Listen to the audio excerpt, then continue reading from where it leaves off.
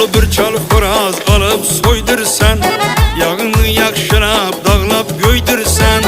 Ulu bir çal xoraz alıp soydursan, yağını yakşırap dağlap göydürsen. Aynı peşin vakti açsan baraman, bir süzme parava çakır doydursan.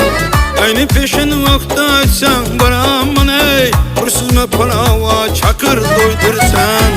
Olsa yüreğinde şundin çok alav, pazar günü çakır kılıp zor palav. Olsa yüreğinde şundin çok alav, pazar günü çakır kılıp zor palav. Xoraz arzan ustaz bir juf alaman,